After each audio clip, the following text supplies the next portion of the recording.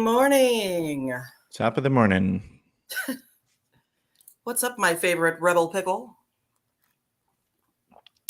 Rebel pickle. That's So, rebel pickle. here we are. It's Saturday. Wait, real quick. Hey, Dom, how's your shoulder feeling? I know drinking coffee is very difficult for a lot of people. Just wanted to check in on you. She pulled her shoulder out this morning drinking her coffee. Jeez. I guess that's what happens when you're the ripe old age of 34. Yeah.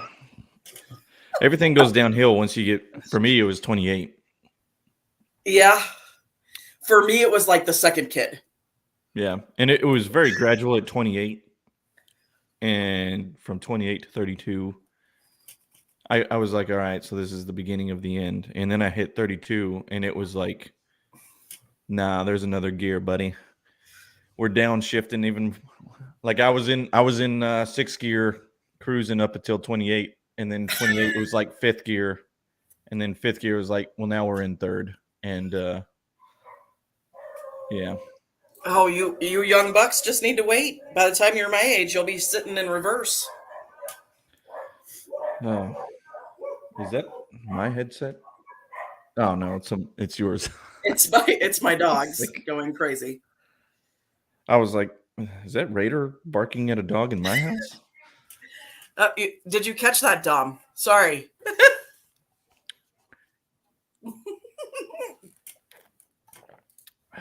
Nice. Holy crap! It's been a hell of a week. A lot going on. Yeah. But I was too wrapped up in Casey Anthony, so I don't know any of it besides that. Yeah, I mean, I don't know anything because I was busy all week.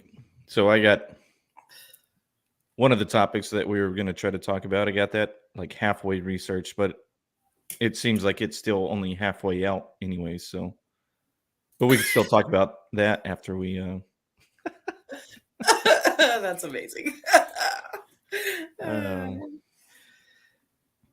I like my asshole pod over here. Okay, listen, it's comfy. Yeah, it's warm and cozy in the asshole pod. Okay, so backstage we were talking about Elon Musk's thing. So, like, can you just fill me in on that a little bit before I go on my tyrant rampage about Casey Anthony?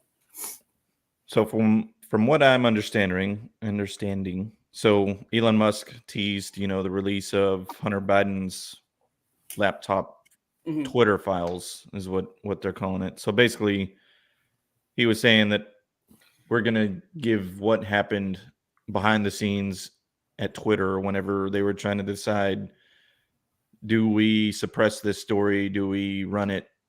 Whatever. And so in the first round of releases that they did, he gave basically all this information to Matt Taibbi, which is an independent journalist, right? And Matt Taibbi made like a series of tweets releasing different like snapshots of Twitter emails and different things like that.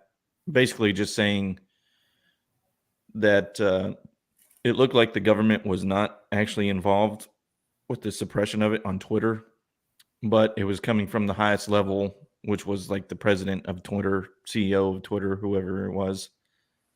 And he was saying, we're not going to run this story and we're going to make every effort to keep it off of Twitter. And then there were emails going back and forth between other higher level employees saying, can we do this? Isn't this like a violation of First Amendment? Blah, blah, blah, some stuff like that. But nobody was man enough or woman enough to go to the president or the CEO of Twitter and actually put that in front of him and say, hey, I don't think this is right. So all of them were just too afraid to stand up for free speech to the one guy who runs Twitter. So it got suppressed. That's what it's looking like right now. So like they created a platform for people to be able to say whatever the fuck they wanted to, and then they let one guy at the top. Well, and from what I've heard, just from the little bit that I've heard, Like Jack Dorsey's like, I don't know any of this. Yeah. So that's what they were saying also, is like this circumvented Jack Dorsey. Like he was just supposed to be the face. He wasn't really running things. Yeah. He was getting nose piercings and putting oil in his beard. And sounds like most CEOs. He probably didn't even put oil in his beard because that beard is nasty. But oh God, take a shower, Jack Dorsey. Yeah. He looks dirty. Yeah. There's no ifs, ands, or buts about that. Well, just trim that beard up a little bit. You know, you got money, go work out in your personal gym. Is that's like a trending thing these days? Like if you have money, you have to look poor. Yeah, it's not a good look for anybody. I think that's what they're trying to play on everybody, is like, oh, look at me, I'm just a poor man like you. I'm just a normal hipster like any other hipster. Yeah, I buy my clothes at the thrift shop also, but they're actually Balenciaga. I paid Balenciaga, like Balenciaga is a whole other story. I know. We could talk about that for hours. But yeah, I mean, but I just actually read another story. Well, I didn't read the full thing. I saw the headline, but apparently Elon is teasing a second round of Twitter. I heard that too. Emails or, behind the scenes stuff. So, like, how?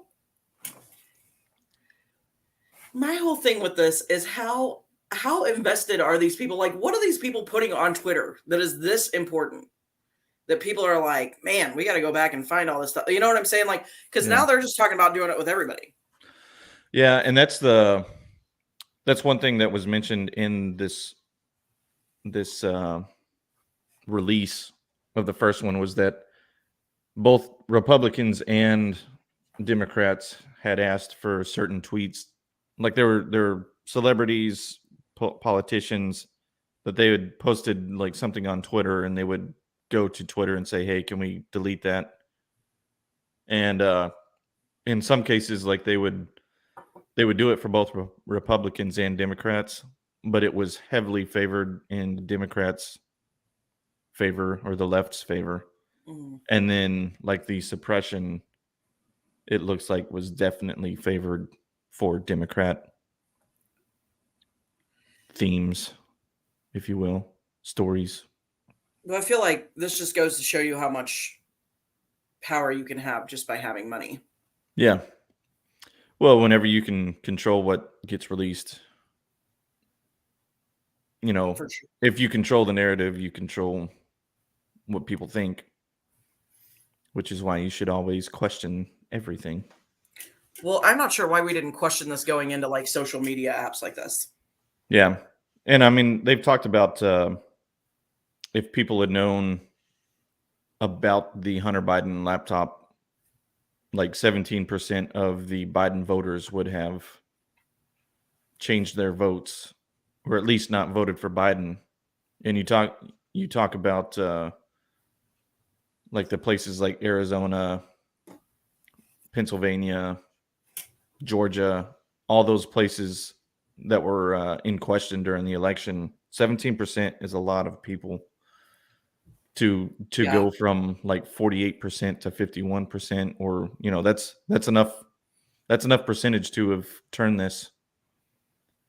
So I kind of find it hard to believe that there was no government involvement. Like I feel like that's probably something that got swept under the rug for sure. Absolutely, I agree with you. Like there's no way that just one guy at Twitter right kept all of those employees down with an iron fist. Yeah. Well, and I mean, I think everybody has a price, right? So like, if our boss came to us and said, do this, my response is always going to be, well, how much are you going to pay me to do it? Yeah.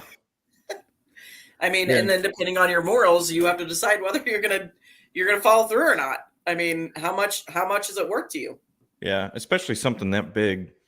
Yeah. And I always wonder, like, I try to put myself in those shoes. Like, what would I have done in that position as well?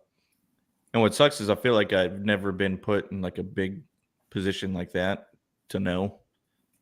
Yeah. Like most of the dilemmas, I guess, that come up in my daily life are not on a national scale like that. Like this isn't going to be a national, it's not the presidency on the line. So, but yeah, I would like to think that if I was in that position and I saw that a story was coming out and it looked legit, and my boss is telling me we aren't going to run this, I'd be like, the hell we aren't. Well, then I'm going to go work for somebody else who will run it. Yeah. All right. Here's my resignation. Yeah. I feel like for me, it would be hard for me not to say something. Yeah. It's just, it goes against, everything I believe. So. Yeah. I don't know. I guess if you're hardcore Democrat, like it definitely sucks whenever a story about like a Republican you think is a good person or something like that, comes out and you're like, well, damn, I didn't know that. But that's where you've got to have integrity for yourself, I guess, and be able to say, I'm not married to the party. Yeah. Or the people who claim to be in the party. Like I'm married to the values and ideas that the party has, and I'll stay loyal to those, or at least, I'll pick and choose the values and the ideals I want between each one. But yeah, none of y'all are. If y'all mess up, I'm not gonna defend you. Like you've got your choice. We've all got our daily choices we got to make. Well, I feel like a lot of people, it's a fun little game we like to play where a lot of people will, oh, you voted for that person, so you believe in everything that they believe in, and that's not the case. You're literally picking who fits your morals and values and the things that you are passionate about. Yeah, and that's all that matters. Like just because I vote a certain way doesn't mean I agree with every damn thing that person says. Yeah. And people need to understand that. Yeah, and that's what people are really bad about these days is they believe like because you believe one thing, you have to be all on board for all the rest of it. Right. And so if you're for abortion, you have to be for Black Lives Matter, and if you're for Black Lives Matter, you have to be for LGBTQIA plus everything else. And if you're for that, then you have to be for peaceful protest of all of those. And if you're for that, you have to believe in communism, right? Socialism. Well, it's like, I mean, we're guilty of it. I mean, I've said things like, that all Democrats are communists or whatever. I don't necessarily believe that. Yeah. But like, I have to force myself to get away from that because you can't just put labels on people and. Well, that's the thing is that I think Democrats like the sound of communism. Like they think like, oh, this would be cool that people are all on the same platform. But I don't think they actually understand the economics of it. Right. Like, I don't think they understand that money just doesn't appear so that we can give it to people. And whenever you put everybody on the same platform, there is no incentives for the other people there is no incentive to make a better drug that could cure cancer. There is no incentive for the doctor to be the best neurosurgeon he can be because he gets paid the same as everybody else. Right. He's just going to go punch his card in the neurosurgeon time clock. And he's like, well, I get paid the same as the janitor. So whenever I open this guy's heads up, I know I can get off at 5.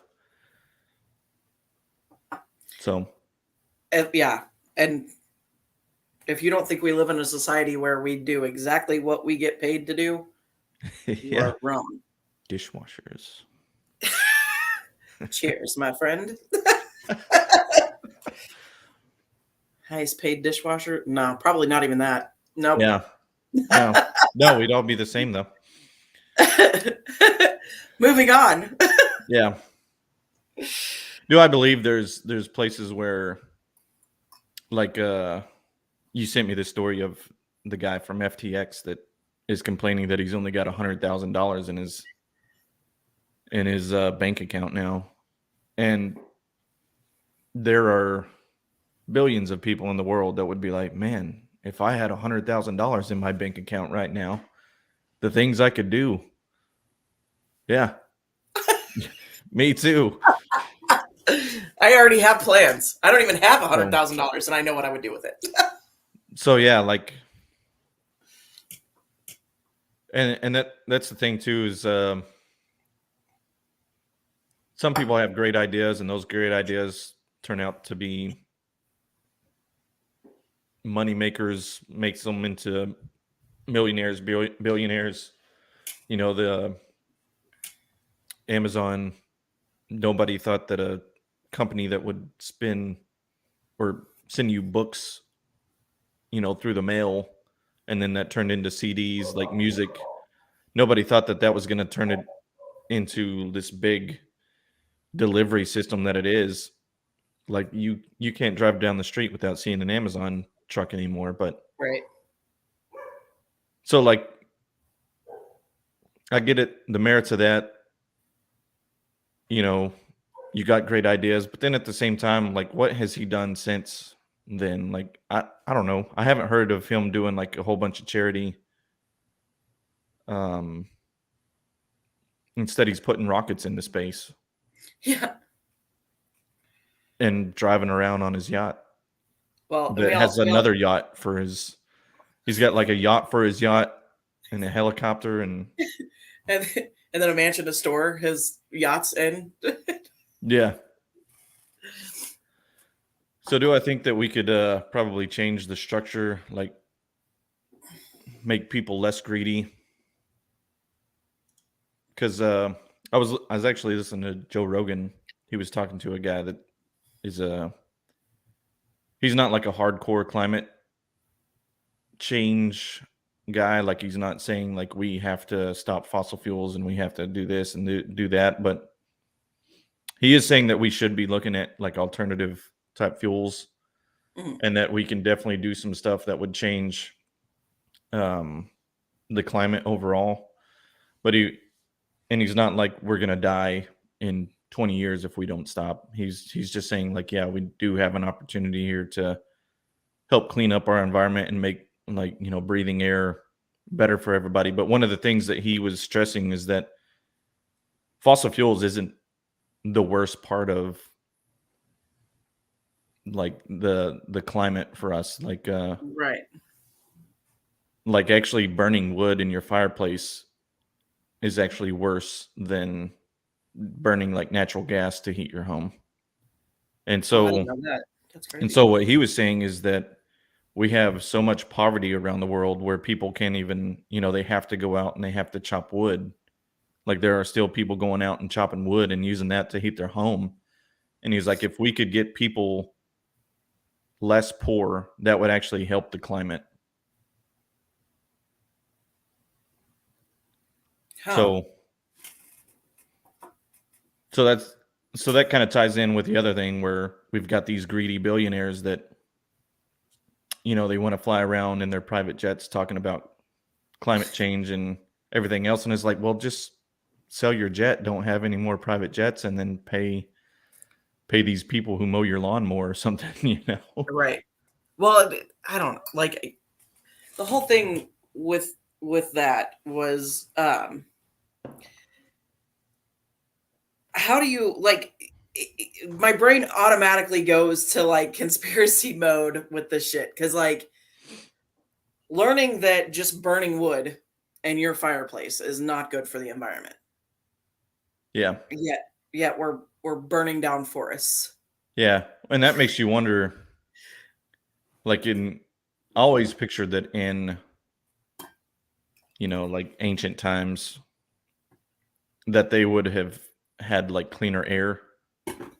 But you think about a city that's burning wood all the time, because they didn't really have obviously oil and stuff like that. They're burning wood in their fireplaces all the time. Like, was it actually worse then?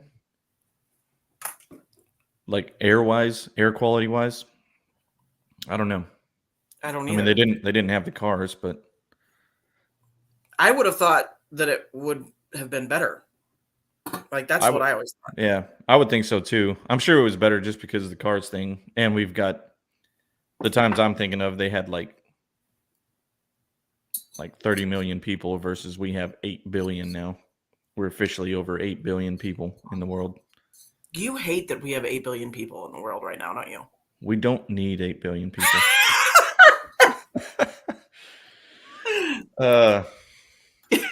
All the time you're like, we're so overpopulated. And I'm like, no, we're not.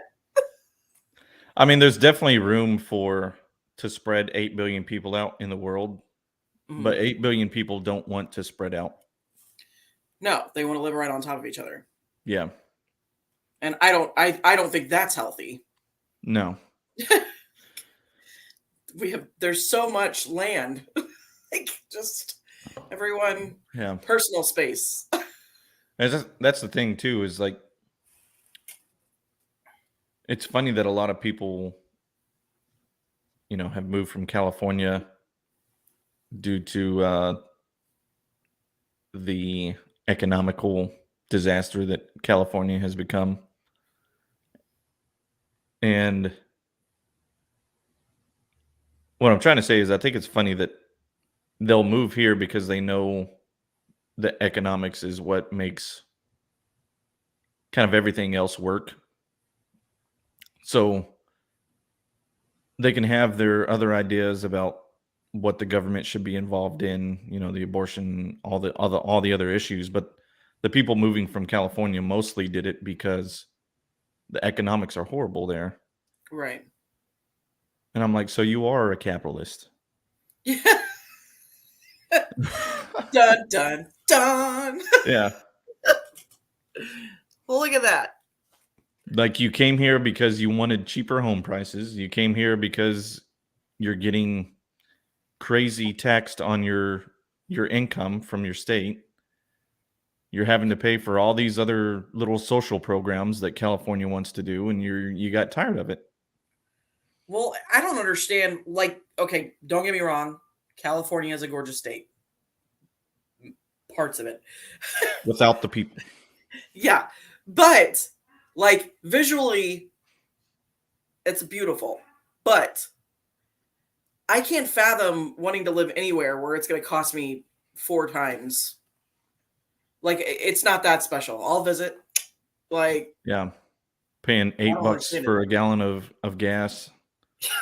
And then you pretty much have to, like, if you just bought a new gas powered car and you were planning on keeping that for a few years, you pretty much have to factor in that in a few years you're going to have to switch it to electric now because they. Right. I don't understand how the electric car thing is going to work for anybody. Yeah. I just don't. Well, then they've got all these apartments, and it's like, is every parking spot at the apartments going to have an electric plug-in? And what kind of power is that going to require? Like, that one apartment would shut down the whole grid. Well, and then, I mean, us being in Texas, like, our power grid can't even handle a little snow. Now we're talking about putting all the cars and everything. Like, no. Because, I mean, the Democrats were talking like, oh, well, you just, the government will help you pay to put in that panel in your garage that will help you charge up your electric car. And it's like, yeah, but most people don't live in houses. They live in apartments. Yeah. And there's not a whole lot of apartments that offer garages. Yeah. You got to pay extra for the garage. And I'm pretty sure they're not just going to let a company show up and put in a grid power thing in the garage. And then once you have, like I said, once you got the whole apartment on electric cars, and they're like, okay, every apartment number that starts in a 1 or ends in a 1 gets to charge theirs on Monday. That would be horrible. Yeah, you got to go the rest of the week without charging your your car because on Tuesdays it's 2 and 3. On Wednesdays it's 3 and 4. I never want to get to a world where we're like that, but it would be really fun to call Tom and be like, "Can't come to work today, dude. Sorry, couldn't charge the car." I couldn't charge the car. It ran out of juice, and I can't charge it till Monday. So I'll see you then. And Lord knows if I'll make it. I don't know. Just whenever I get the car charged, I'll be there. Yeah. Because like I don't see how that's even feasible. No. Not right now. There's Definitely no way, not right right? now. Like it doesn't make any sense at all to even do that. Like, and we're gonna do it how we do everything. We're gonna jump the gun on it. We're gonna do it too soon. We're not gonna be prepared. Yeah. And we're gonna be scrambling, and shit's gonna hit the fan for years while we're scrambling. Yeah. I mean, it's kind of sad. Like we've always, like most of our great leaps in technology have always seemed to come like during war, like even medicine. Like we figured out a lot of medical stuff during times of war, and like we made drones and better missiles and better airplanes and jet engines and vehicles and all this stuff during times of war. And so like it kind of sucks that technology is driven by that, but like it kind of stinks that we don't have like these great leaps during times of peace. But the problem is like there's not like a driver for it necessarily, except that they're just saying, oh, the climate's bad, but then Buffalo gets 4 feet of snow, right. But yeah, we're not set up for it yet. Like it's got to be a gradual thing, I guess. Yeah. I can see like the shit show happening. I'm already predicting it. Yeah, and I don't know, maybe I'll use your buzzword, but like maybe they want half of 8 billion people to die. Well, I mean, yeah. Well, you got to think about it this way. The government is the one, they're the ones buying up all the land and putting apartments everywhere. Yeah. They're the ones pushing for electric vehicles and electric everything. They're also the ones in control of the power grids. Like, come on, guys. It doesn't take a rocket scientist to figure out what's going on here. Yeah. And once you get people set up to where they can't use, wood or natural gas for heating their home, and it's all electric, and then you've got all these electric cars out, and the first hard winter that hits, Texas, I don't know what the death toll was during Texas's freeze, but it was like 300.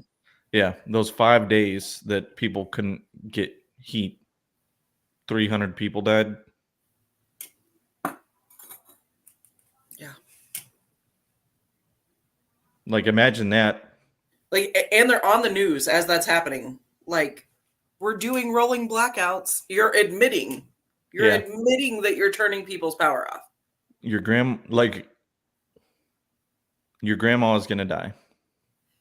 Yeah. Unless you go get your grandma on these slick ass roads, bring her to somewhere where you can keep her warm. And what's crazy, and I'm just from what I've read, and this is just an opinion, what's crazy about that whole thing was the areas that the continual blackouts were in. Because some areas didn't lose power at all. And I can tell you that they were areas that did not contain blue-collar workers of any kind. Let's just say that. So, like, there were people that had power. There were people that never lost power. And the areas where people struggle in that area to begin with, those were the areas that were out of power the most and the longest. For 9 days, some of those people didn't have power. Yeah. No way to heat their food or keep it cold, or, well, I mean, I guess it was cold enough, but you know what I mean? Like, yeah, I know, put it outside. Yeah, just, hell, half of them could. I mean, I was talking to. Dang, fridge is out. I was talking to my tattoo person that did my last tattoo, because I went in right after all that stuff happened, and they live in the Irving area and not like the best part of Irving. So they were like, we were out of power for 9 days, and they have 4 kids that are under the age of 7, and animals, and they live in like a little 2-bedroom house, 1 bathroom. Like, they could not keep warm. And they were struggling. They did not know what they were going to do with their kids. They didn't. Yeah. Imagine that for 9 days. Like, I could not imagine. They couldn't get to the grocery store. When they did go to the grocery store, there was lines around the buildings and like no groceries to get anything. Like, it was crazy. Yeah. Whereas our grocery stores on this part of town, I mean, they were missing some stuff, but we still had enough. Yeah. It makes you wonder how the hell the ancient people did it. But well, I'm saying like keeping warm. Oh, yeah. Like, they had to have just holed up and huddled by the fire constantly. Yeah. For a while. But well, like, yeah, it's doable, but it's way more doable when it's something you're used to doing. Yeah. People are used to having to supply their own power and heat, and when you have, I can tell you that when you have 4 kids, that's not really something that's on your mind. You just kind of count on that to happen. Yeah. Yeah, I got a generator that I actually need to look at and see if it runs that way. I've been lucky in the past couple of years whenever we've had that weird winter. It's like 2 years in a row we've had it. Mm-hmm. And I feel like last year didn't last nearly as long. Yeah, I feel like it's going to come again, but I feel like we're going to get it again this year. Yeah, I need to check that generator and make sure that it runs, so that I got like 3 or 4 heaters I can put around the house and start up the fireplace. But yeah, for people that don't have that or aren't prepared for it, yeah, because wasn't it like 80 degrees like 5 days before that hit? Yeah, it was instant. Yeah. It got cold and then it just went to shit. Went to 0 for 5 days straight, and then 2 days snow. And then 2 days after, well, maybe that was this year. 2 days after the snow, it was 72 degrees again. Yeah. It's like it was never here, except for all the damage and breaking pipes and damage to cars. And yeah. For our business, it worked out well, but yeah.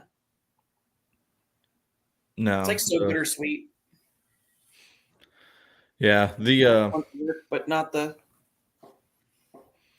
Yeah, working in an industry that's almost kind of like almost recession proof, almost like disaster proof, I guess. Because whenever something bad happens and that's the worst part, is whenever something bad happens, we all have to go to work. Yeah. Where everybody else is staying home. But yeah, we are very essential. Yeah. Maybe not essential as medical professionals, but we're up there for sure. Yeah. We don't get a day off. Deserve one. Don't get one. Nope. Dishwashers. Oh my goodness. Dishwashers gotta wash. That's right. Keep washing those dishes and shut up. Do we dare touch on Casey? I will go off on Casey Anthony. I have a horrible opinion though of Casey Anthony. I mean, you're gonna have to carry this whole thing, because I know like 3 things about Casey Anthony, and number 1 is her name. The first one, her name. What's her middle name, Kevin? No, I'm just kidding. Don't care that much. So this woman is like hated. She's literally ranked like the top hated woman on earth. Mm-hmm. So if we go to the Amazon and we ask, like, you know who Casey Anthony is? They're gonna say, "Yeah, fuck that bitch." Yeah, fuck that bitch. So, okay, so the first thing that you have to keep in mind about this case is we're past the statute of limitations here. So, like, she can say whatever she wants in this documentary, and nothing can come of it. Wow. So she could straight out come out and admit, yeah, I did it. She could definitely. You tested it? You tested it, Dom? That's exactly what she says. Casey Anthony's a bitch. I really do feel that way. So with this documentary, okay, let's talk about the case really quick. So we all know, like, this happened back in 2008, I think. Her daughter went missing, right? 3-year-old daughter. Caylee Anthony goes missing. Nobody reports anything for 31 days. She goes out partying with her friends, not worried about her daughter, not looking for her, not saying anything to anyone. And then all of a sudden one night she's at her parents' house, which is where she lives, and her mom decide that they need to have a conversation about where this missing child is. And so 31 days she's been missing. She has to call. Her mom forces her to call the police and report her child missing. So, and the phone call is the weirdest thing ever because she's calm as hell. And she's just like, yeah, my kid's been missing for 31 days. And they're like, well, how old is she? What's her name? What have you been doing? Have you been looking for her? Like, and she's just like, well, I dropped her off with the nanny. The nanny wouldn't let her have her back. So I couldn't pick her up. So she's just kind of been with the nanny for 31 days. And everyone's like, what? How does that make any sense? So then the police get involved, right? And they're like, of course, questioning the shit out of her because nothing she's saying makes any sense. So they ask her to step her through her day because she was at work. She has no idea. She dropped her kid off at the nanny. She went to work. Okay. And so they're like, okay, take us to your job. So she pulls up to Universal Studios, to the back parking lot, walks in this building, starts like waving at people. Like, hey, and they're all like, who the fuck is that? And like the cops are noticing. She's there with 2 cops as she's walking them through. And they're like noticing that people are very weirded out by this girl just randomly waving at her, at them, like coming by. They're like, this doesn't make any sense. Nobody knows her. So she finally turns down a hallway that leads to nowhere. It like leads to an exit. And she's like, okay, busted. I don't actually work here. And they're like, did she work at all anywhere? Or was she just living with her parents? According to her, she had worked there in the past, but it had been a long time ago. But like nobody knew where she was currently working. But money's coming in, but nobody knows where she's currently. And she's never disclosed that information. Her side of that story from this current documentary that's going on is that she didn't want to tell anybody where she was working or how she was making money because she was trying to get away from her parents. And she didn't want them knowing where she was working. Okay. Kind of makes sense. All right. So she's claiming that there was sexual abuse in the household, that her dad was a horrible, malicious man. And I'm not saying he wasn't. I don't know. But I mean, he comes off to me, just my intuition, he comes off to me as like a shady dude. But nobody really knows. He's a former cop. The cops pretty much through the whole case like lean on him and his opinion and like automatically assume that he's innocent and treat him that way. And then he kind of basically what Casey Anthony's saying is her dad pretty much pinned all this shit on her and that he's the one that actually killed Caylee and then hid her body. So she's caught in all these lies. They have videos and pictures and tattoo appointments and receipts of all of her, like her phone records, everything of her going out and partying for 31 days and not looking for a kid. Then all of a sudden, through the trial, she's already been arrested. She's already in jail. She's going through this trial. All of a sudden, she starts saying that her dad has sexually assaulted her. And like the assault allegations start coming out that her dad and her brother did. And like when you are on trial as a 22-year-old for murdering your child, I feel like that's a pretty good cop out. Yeah. That's just I mean, that's like the lawyers talking to her saying like, your dad and your brother assaulted you, right? Yeah. She's like, did they ever inappropriately touch you? Yeah. You Yeah. can I say think if so. they did. You can tell us it's okay. Like, but also like her side of it is she's not, because the cops were so close to her dad and they had such a bond through this whole process that like they wouldn't do that. They wouldn't force her to think that way because they just thought so highly of her dad. Yeah. But oh gosh, this whole thing is like crazy. So anyways, she's trying to basically say that her dad is the one that killed Kaylee. Her dad sexually assaults her in some way while she was sleeping. Like while Casey's asleep in the bed, she laid down to take a nap. Kaylee was next to her. She shut the door to her room, turned on the TV, and all of a sudden, 2 hours later, her dad's shaking her awake and saying he can't find Kaylee. And Kaylee's gone, and she has no idea. She doesn't know what's happened to her daughter. Her dad's telling her everything's okay and that Kaylee is fine and that she shouldn't worry. But then she also says that her dad was standing in the doorway when she woke up, holding her wet, dead child.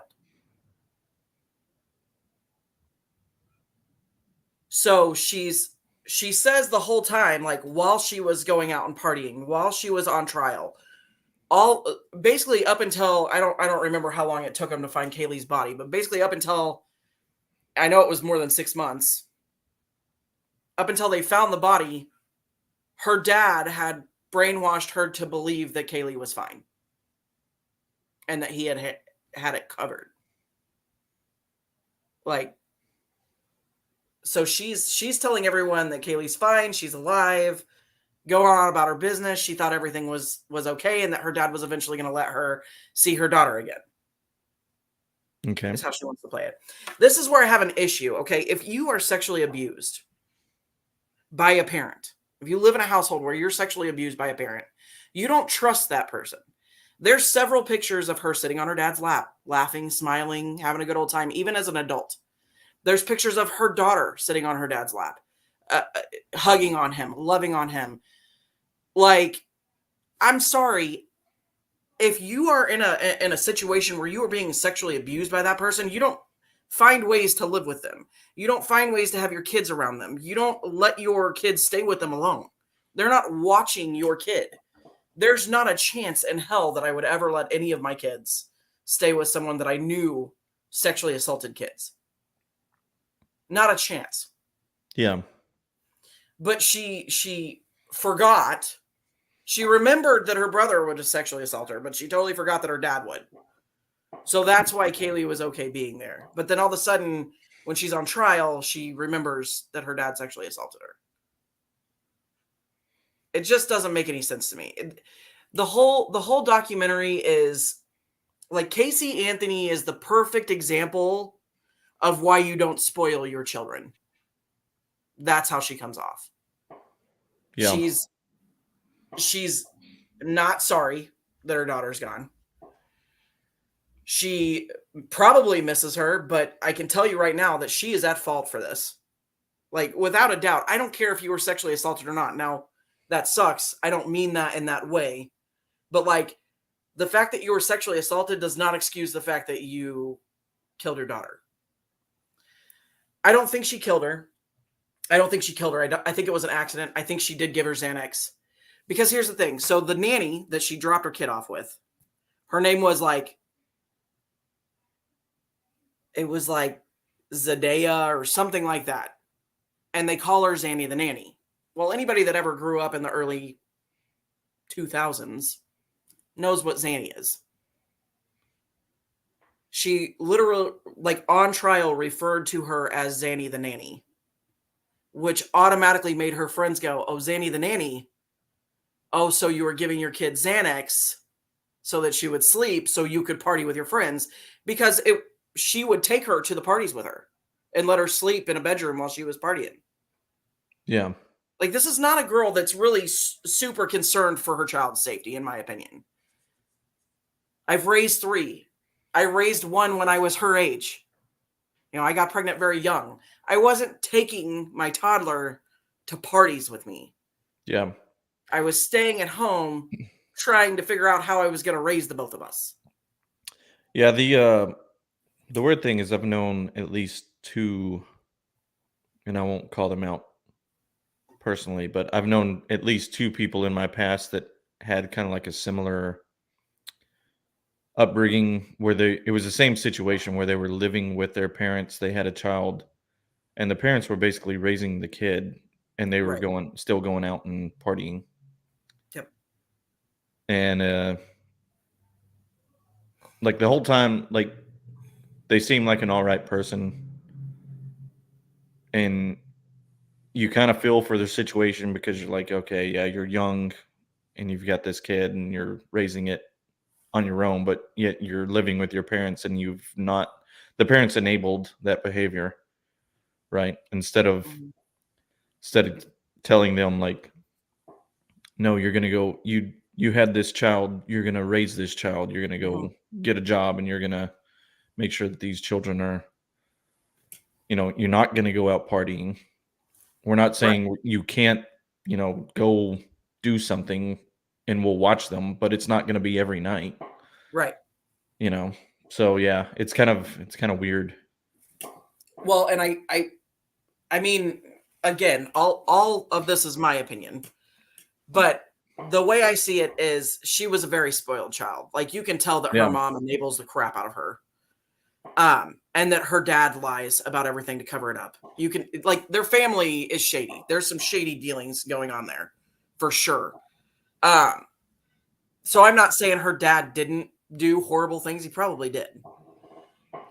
The comments that he makes during the funeral for Kaylee are a little weird. I missed the way her sweat smelled after she played outside for hours. Like, there's nothing better than sweet hugs from toddlers that like their smell. He goes on and on and on, and it's kind of creepy. So we got like, Biden. I could see how people would think that there's something going on there. I could also see how people could read into that just from the, like, I could also see how Casey can use that to her advantage. Yeah. She can take these bits and pieces of her dad maybe saying what he considers nice things about her daughter, and use them to her advantage in her situation here. My question is, why now? I mean, this is from 2008. Why are you coming out years later and talking about this? And through this documentary, she goes on and she's, oh, my parents were trying to be supportive for me, but then they would go on the news and accept money from these people to give them a totally different narrative. And that's where he's been on Dr. Phil. My dad's been on Dr. Phil talking, trying to say that I'm this horrible parent, and like they're getting money for all this and people don't understand that. And I get that. I think that her parents are probably trying to collect and make money off of that? Absolutely. I absolutely do. Because I think I don't think they're good individuals, but I don't think Casey Anthony is a freaking angel either. Like, I think she overdosed her kid on accident. She went to her dad, who is an ex-cop. Her dad helped her on what to do with the body, thinking that they would never get caught because he was good at his job. And and like, she knew it was taken care of. When you know that it's taken care of, like, if somebody, let's just go with Robin. When my best friend died, okay, I went nuts for a little while. I freaking partied. I drank. I probably did way too much. like you do anything to take your mind off of it and try to fill that void. Yeah. That makes more sense to me with her partying Mm-hmm. than her just not going and looking for her kid. She knew that her kid was dead when she went out partying. Yeah. Yeah, I would agree with you on that.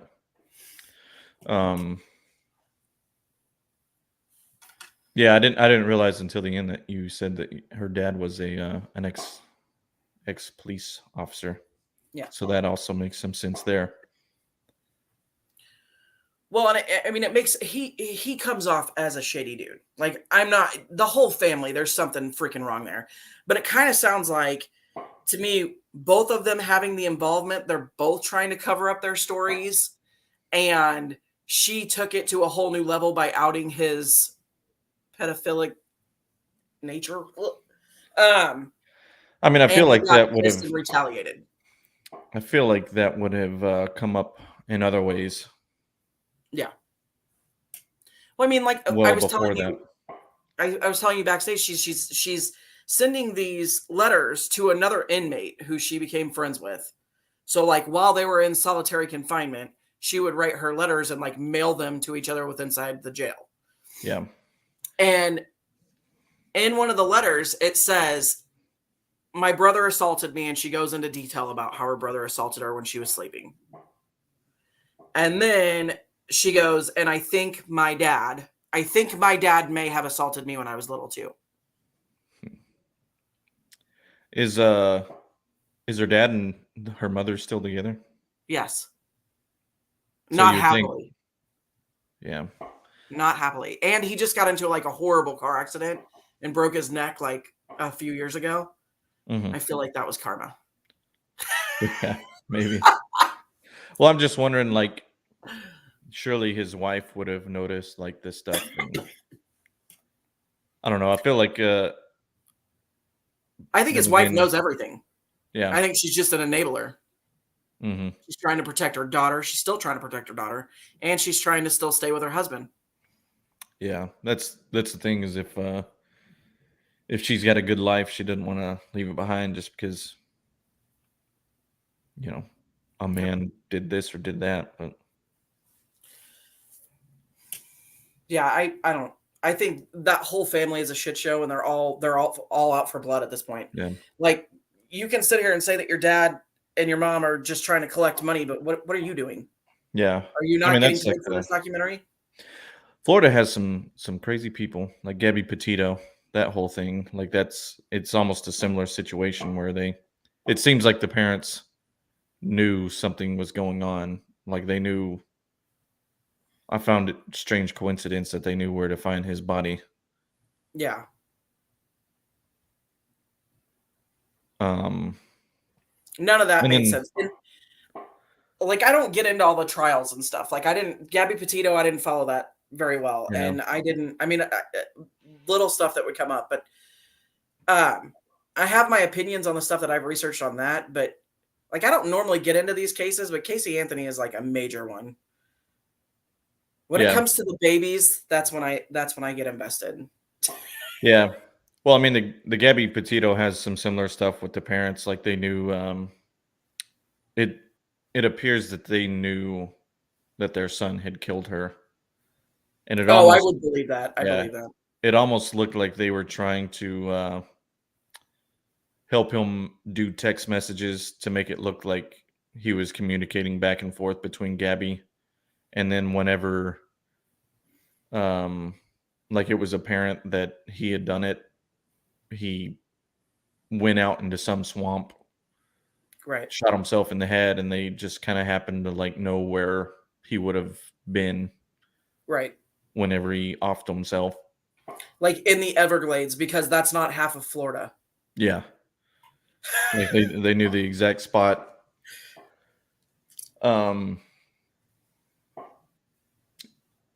Yeah, it's there was another case I was thinking of too that it also kind of reminded me of the Jeffrey Dahmer thing where his dad was after the whole Dahmer thing wrapped up and he had confessed to everything and then he had actually been killed.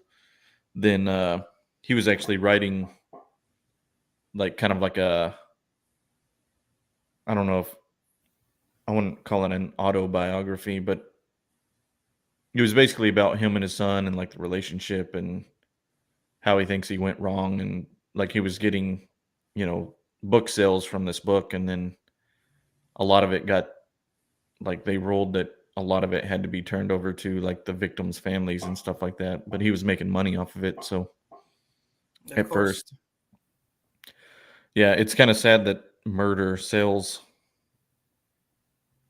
All y'all weirdos who eat up these murder shows. I do not eat up murder shows. Okay, maybe a little bit. Maybe a little bit. Like, I'm not sitting around watching Snapped. I'm not a freaking psycho. I just like to investigate stuff that happens, especially when it's the kids. No, I agree. It's interesting to see. It's interesting, but also scary to know that I'm sure these were regular people in a lot of people's heads that. Well, and so here's the other thing. This documentary, you have to remember, one, is all the people left over that still agree with Casey.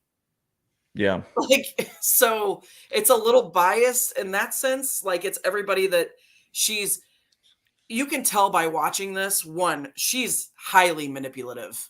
Highly. She is pretty much convinced these people to like her. Yeah. I guess that's what I was wondering, is how did she actually get off? Like, what did they rule? That she was just completely innocent, or that she was acquitted? There wasn't enough evidence. So here's some of the evidence was like, so when they found Kaylee's body, she was wrapped in her baby blanket. There was duct tape across her face. She was wrapped in a plastic bag that was sealed. And apparently the brother came out a couple years ago and mentioned, like, hey, you guys should probably know that, like, that's how my dad disposed of all of our animals when they die. Yeah. And I'm like, that's kind of weird. One, why are you disposing your animals like that? And two, why did that all of a sudden just like, oh my gosh, Kaylee was discarded the same way that all of our animals are discarded. Yeah. Years later, we're going to find that, like, it just doesn't, there's a whole lot of it that does not make sense to me at all. And I feel like the entire family is shady. And the fact that none of them talk to each other anymore, besides mom and dad. Yeah. I feel like that says a lot. So nobody went to jail. I mean, Casey did during the trial, but she got acquitted because they could not. And do I agree with the verdict? Kind of, yeah. I mean, because if you're talking about sitting in a court of law and you have to without a doubt say that they absolutely murdered their daughter. I don't think she absolutely murdered her daughter. I think she accidentally murdered her daughter. So let's say if she had been given her this Xanax and she had overdosed and she had just called 911. This would be a totally different case. Yeah. It wouldn't even be a case. It would be like a she probably would have gone to jail for child abuse for a certain amount of time. Mm-hmm. And then, I mean, I don't know if they would have pinned her with like manslaughter or something like that. I don't know what that would be. I would assume it would either be like a lower murder charge or manslaughter. Yeah. Like second degree. Because I don't know. It's an accident. People do stupid shit. Kids have died in horrible ways because people are dumb. It is what it is. It's not an excuse. It happens. It's a lot better than murdering your child and dumping her body. You know what I mean? I don't think she intentionally murdered her kid. I think an accident happened. It was horrible, and where they went wrong was trying to cover up the whole thing. Yeah. Instead of just fessing up and being honest and telling the truth. And you would think like her dad being a cop would think like this would be better for us if we just that's where I was going with that. The only thing that makes me question any of it is the fact that her dad didn't go. As a former cop, we should probably just turn this in. Yeah. So that makes me believe that they're trying to hide something. But I still think the outcome of it is the same. Everybody had a hand, everybody tried to cover it up, and then they all started fighting and placing blames and pointing fingers at each other, and it turned into what it is today. Yeah. Like, I mean, even if it had been an accident and they had turned themselves in and they said, even if they had lied and said she got into my Xanax, I left it open, it was an accident, and she got charged with, whatever she got charged with, and she served 3-4 years in jail, whatever. I don't know what the sentence would have been, but it seems like that would have been the better route. But of course, I get it. In the time, you're like, holy shit, my child is dead. Yeah. And I don't. She also tried to use the smell in the trunk, so that was a part of the evidence. Because apparently there was something in her trunk. The smell was there for a long time. That's why the chloroform was used to clean the trunk of the car. And she's saying that she was taking trash to the dumpster and forgot that it was in the back of her car. Now, they didn't find any, they found one hair that was decomposing, which they can't prove that it was like a dead body, a hair from a dead body. They can only prove that it's a decomposing hair, which is every hair that doesn't exist on someone's head. Yeah, I was about to say, as soon as it gets detached from your head, it starts decomposing. So, they never specified if it was animal hair, if it was Kaylee's hair, if it was Casey's hair. They never specified. Apparently, there was no duct tape residue found on the baby at all, but there was duct tape at the scene. This was in the forest or wherever they found her. Right. And the guy that found the body touched the damn skull and moved it. So I guess how long was it between them dumping the body and finding the body? It was, I believe, 7 or 8 months. And so how did they know where to look? They said that it was a guy who was working for a cable company or something. He was out digging doing line work. Or something. Yeah. And he had pulled over to fix something or whatever and noticed her body laying there. I don't know. That's just he stumbled upon her body and decided that he was going to touch it. But I don't know. I don't know. I mean, I guess maybe if it was wrapped up in a blanket and stuff, and he was like, well, what the hell that's is what this? He said. He didn't realize what it was. Yeah. And so when he picked it up and it was a skull, he was like, oh my God, and called it in. But apparently when he picked up the skull, the duct tape wasn't on there. I don't know. I'm gonna assume that the duct tape's not gonna be stuck to the skull anyways, because it was I was about to say that if it was if the body was 7 or 8 months decomposed, it may have come off. Well, I would assume that the residue would have been gone, kind of. You would think. The other thing, going back to the smell in the car, there's not, and she says it. She's like, "Listen, I've never smelled what a dead body smells like. I don't know." Mm-hmm. And I'm like, you know. Yeah. I mean, I've never personally smelled a human dead body, but I have smelled dead bodies, and there's no mistaking that smell. Yeah. Well, it's not just trash you left in your car for 31 days. Yeah, that's a big thing in the Dahmer series is the smell. I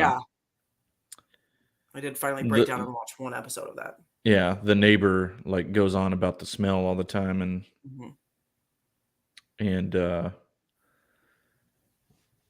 Of course, his was like 33 bodies over the course of, I don't know, 5 years or something like. But yeah, I would assume that just driving that car around, like you can smell whenever somebody's smoking weed in the car next to you. Yeah. Like I would assume that people would be like, Jesus, like it's Well, not that's like what you she's. think a skunk is bad, like a dead body is very distinct. I would Well, I and would she says guess. she wasn't driving the car. That her dad's the one that got rid of the car. But then her dad says that he asked her if he could get something out of the car when it was in the garage one time, and she wouldn't let him get in the car. So hold up, they got rid of the car? What do you mean by get rid of the car? Like they So at one point they like ditched it in a parking lot. Like her car was found in an apartment parking lot, just kind of abandoned. And so the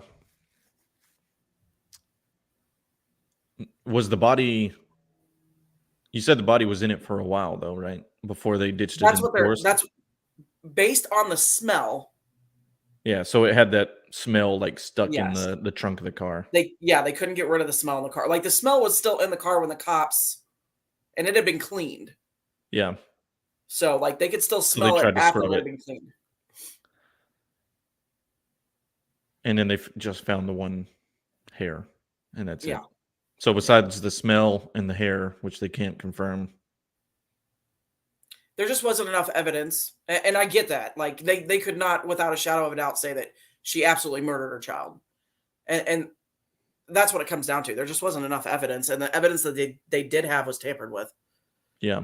So, I mean, I don't disagree with the sentencing because there wasn't enough there to prosecute her. I don't think, but I do think that Casey Anthony and the rest of her family, they're all pieces of shit, in my opinion. Yeah. I mean, you can't say, I mean, her whole basis of this documentary was, yeah, I lied. I lied about a lot of things. I lied about what I was doing. I lied about where I worked. She lied about everything. She was like, but just remember, there's little truths. Like, was there a nanny down the street named Zadiah or whatever that we called her Zanny? Yes. Did she ever watch my kid? No, but she existed.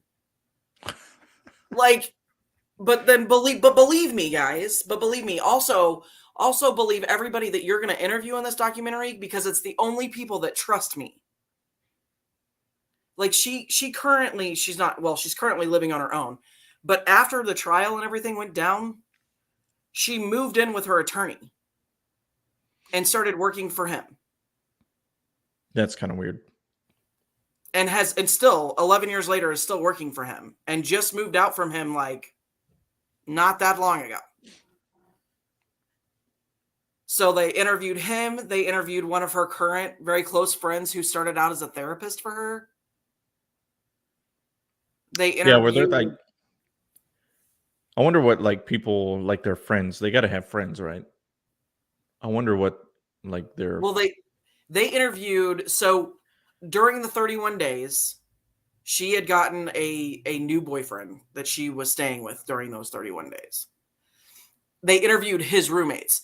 Now he won't interview, but like the roommates who initially said that she was like kind of not the best mom on earth are now like, she was a really good mom. She'd never do that. She didn't kill her daughter. Her dad's a piece of shit.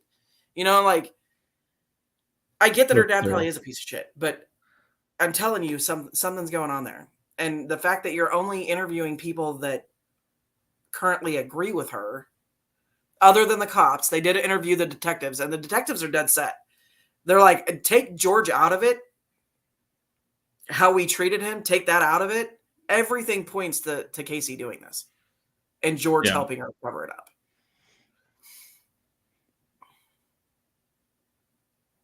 So I guess like, even if the statute of limitations was not in place and they could go back and look at this again,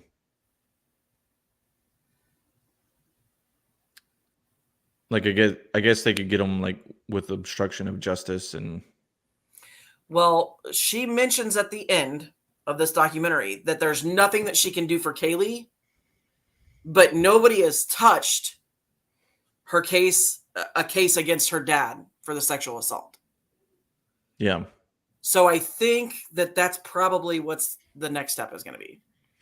Well, that's the thing is if the Casey thing is, or the Kaylee thing is out of the statute of limitations, I would think like that would be out of the statute of limitations as well. But they haven't done any. It hasn't gone to trial. I mean, there hasn't even been a yeah, case in there, and I don't know how you put a case together on something that happened that long ago. They'd have to have. that's what I'm saying. They'd have to have a shit ton of evidence, and I don't think there's any there. Especially Yeah. if she doesn't even remember it. Yeah. I don't And feel like you would go to your alleged sexual assaulter and ask for help with burying your grandchild, right. child. I don't.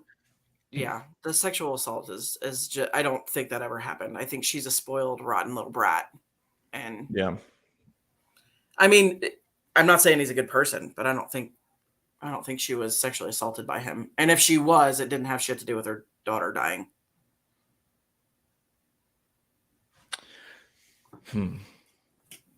Yeah, there's. You just like people don't act. I as someone who helps out in counseling people, I've never run across somebody who has been sexually assaulted and acts the way that Casey Anthony acts. Yeah. I can't really speak to that because I have watched 0% of that whole trial. All I've seen is pictures. I've seen like the picture of her like smiling really oddly on the stand. Yeah. And like I've heard, like you said, she went out and partied and lived it up for a month. Yeah. And like all the conflicting stuff. That's about the only thing I've learned about the trial, but until now. Like the tattoo that she got a tattoo in that 31 days that said Bella Vita, which means beautiful life. Mm-hmm. And a lot of people are like, obviously that's questionable. Like, why would your daughter just died and you went and got a tattoo that says beautiful life? And her thing to that was a little nod to her parents that she had like busted free of their control. And like, now it's a beautiful life. Even though she was still living with them. She wasn't at this point. No, she wasn't. Oh, okay. No. That was the 31 days where she moved in with her boyfriend. Oh, okay. And the roommates are so weird with the roommates are on her side now, but also are still skeptical. It's the weirdest thing ever.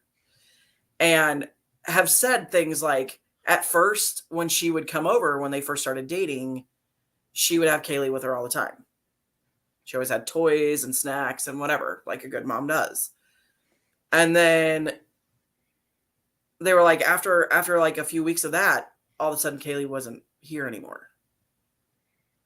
And she just acted like everything was normal. And they would ask where Kaylee was, and she'd be like, oh, she's with a babysitter. And she's like, well, because my dad was telling me to say all that stuff. Yeah. My dad's the one that forced me to say that Kaylee was fine and that she was with the nanny and I'm like, I don't see why an ex-police officer would say any of that. Like, why would you? It doesn't make any sense. Yeah, really I don't know, unless he's... I'll introduce a different theory. Let's say let's say she left Kaylee with her parents while she was out doing whatever, and they gave her Xanax and she overdosed there. And then her dad didn't want to ruin his reputation. So then he was like, "You're going to shut up about this. I'm going to deal with it. And if anybody asks," and she's just not a good liar. And he really is the piece of shit. Well, I mean, it could be. Yeah, I don't know. There's it could totally be his fault. It could have happened on his watch. Yeah. They proved that he wasn't at the house, though, that the only two people that were at the house were her and her daughter when she died. Oh, well, that throws that theory out. Like I said, I don't know anything about it. I'm just brainstorming here. But you're also going off of he said, she said, because they never pulled the dad's cell phone logs. Yeah. So they don't know where he was pinging. They pulled all of hers. They could tell she was at home with Kaylee. Mm-hmm. And he apparently only worked at the time like 10 minutes from the house. So, I mean, could something have happened while she was napping like she's saying? Yeah. Something could have happened. I believe that he has some form of involvement. Yeah. Because after they interviewed him after his car accident, and he said, "I just hope that everyone can forgive me for what I've done." So he has some kind of involvement in it. There's no doubt in my mind. And it probably was more of a reputation thing.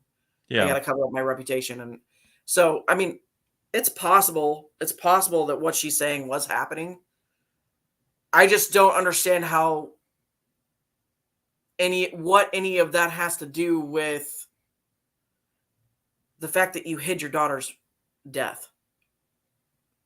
Like, in the grand scheme of things, whether your dad assaulted you or not has nothing to do with the fact that you hid your daughter's death. Yeah.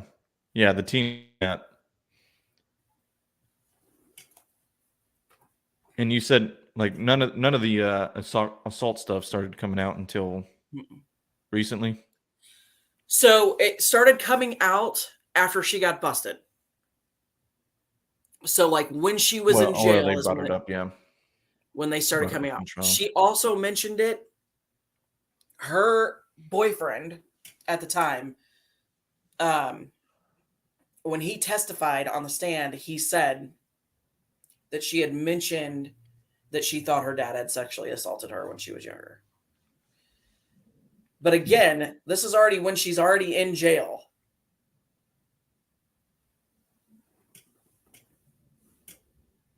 So I don't know. It depends on when she told him that, I guess. Yeah, I mean that's the bad thing about the way this world works is it seems like something bad has to happen before other stuff comes out. Like you got to get caught doing something before you start pulling all the skeletons out of your closet. Right.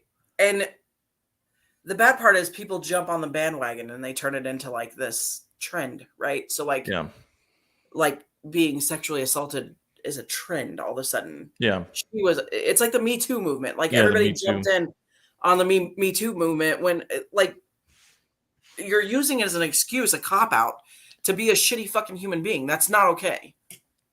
Yeah. And Johnny Depp was like the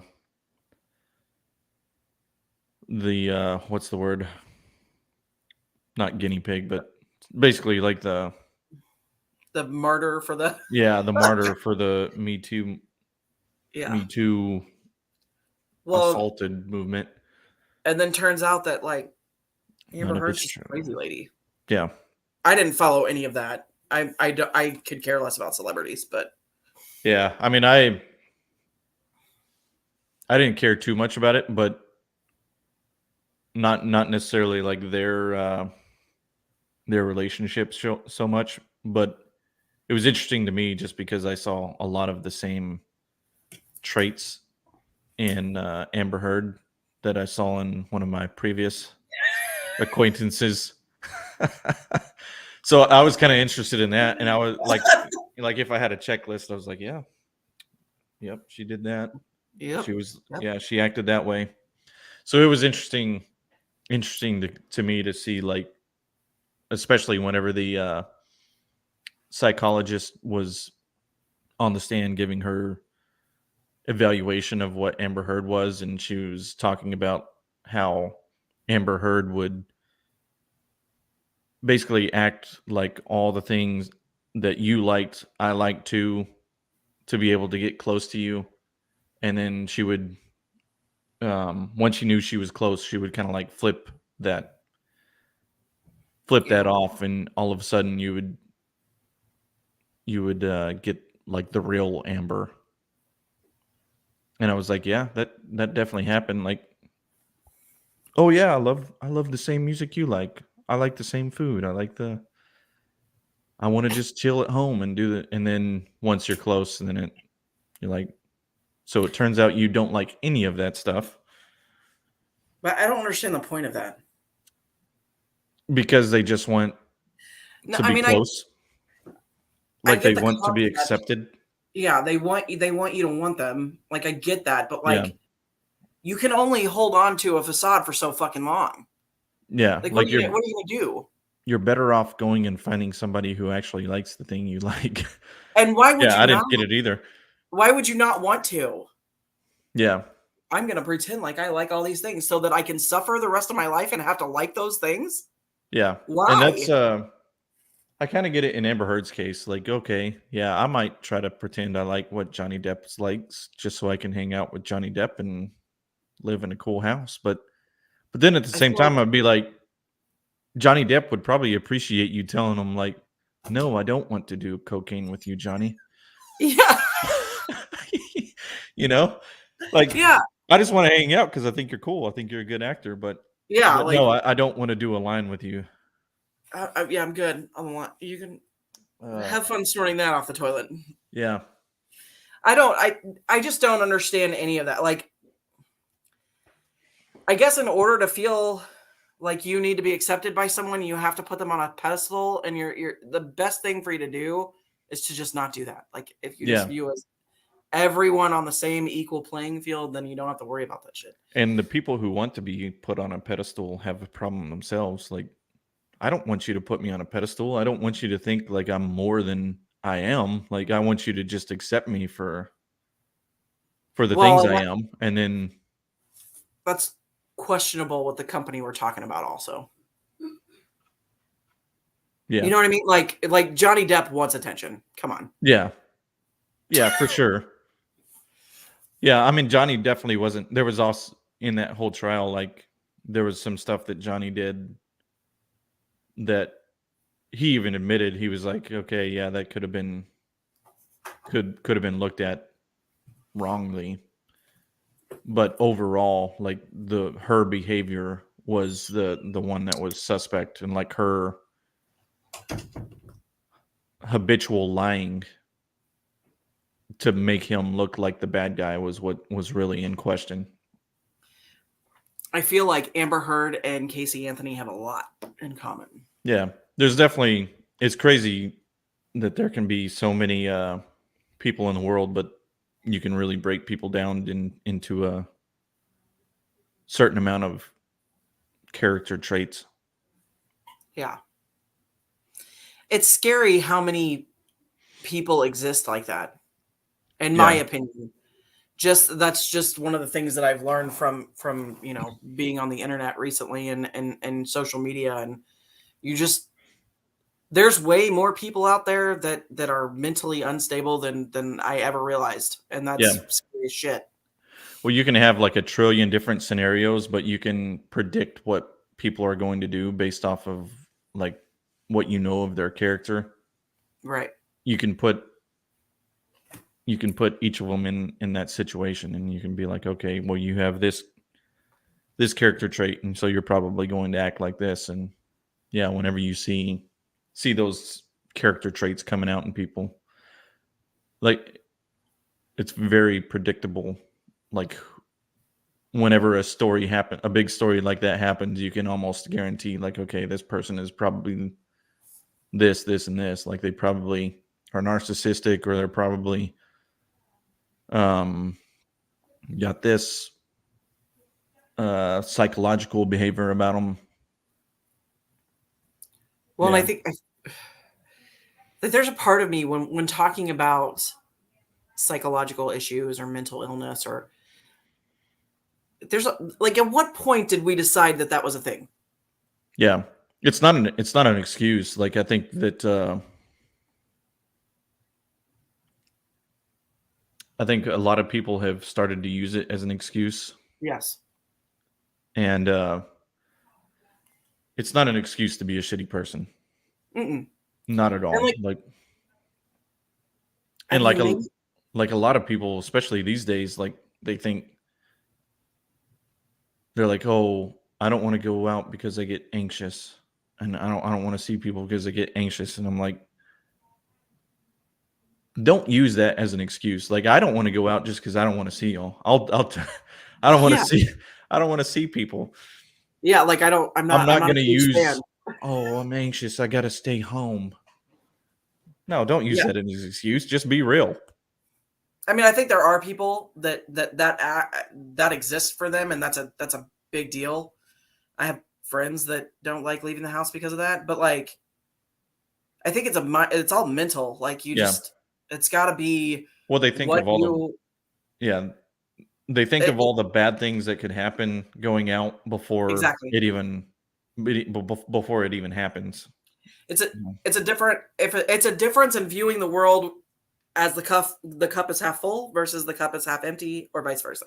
Yeah. It's all about how you, and I feel like you either think that it's half empty or you think that it's half full, and depending on just your personality, that's Yeah. kind of I what it just comes like down to. I just like my house. Chilling at my I just house. don't like people. I I like like my have a house and I don't select like few people that I like, and that's the only people I really want to be around. So yeah. Plus I got a little wagging dog here that yeah, I likes can see a tail. That's all I yeah. got. He came Oh, in here wondering why I've been in here so long. he's like, it's been over an hour, dude. Can we go do something now? Yeah, probably what he's thinking. No, That's